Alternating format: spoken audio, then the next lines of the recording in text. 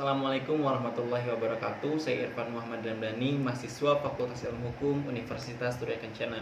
Baik, kali ini saya akan menjelaskan bagian 7, yaitu perkembangan hukum adat di Indonesia. Yang pertama yaitu zaman Dendels, tahun 1808 hingga 1811. Beranggapan bahwa memang ada hukum yang hidup dalam masyarakat adat, tetapi derajatnya lebih rendah dari hukum Eropa. Jadi tidak akan mempengaruhi apa-apa sehingga hukum Eropa tidak akan mengalami perubahan karenanya. Yang kedua itu zaman Raffles, yaitu pada tahun 1811 hingga 1816. Pada zaman ini Gubernur Jenderal dari Inggris membentuk Komisi Mackenzie atau suatu panitia yang tugasnya mengkaji dan meneliti peraturan-peraturan yang ada di masyarakat untuk mengadakan perubahan-perubahan yang pasti dalam membentuk pemerintahan yang dipimpinnya.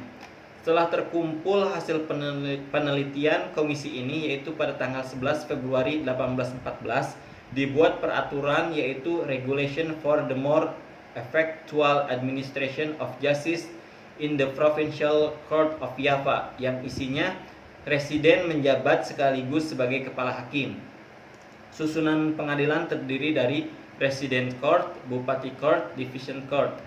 Ada juga Circuit of Court atau pengadilan keliling.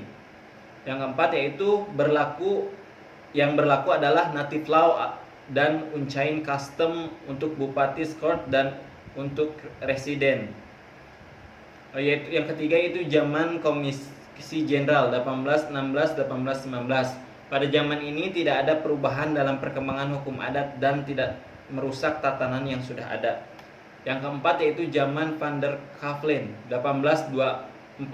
Pada zaman ini tidak ada perhatian hukum adat, bahkan merusak tatanan yang sudah ada. Yang kelima itu zaman Dubas. Pada zaman ini sudah ada sedikit perhatian pada hukum adat. Yang utama dalam hukum adat ialah hukum Indonesia asli. Yang keenam yaitu zaman Van de Bosch. Pada zaman ini dikatakan bahwa hukum waris itu dilakukan menurut hukum Islam, serta hak atas tanah adalah campuran antara peraturan Brahmin dan Islam. Zaman CHR Baud.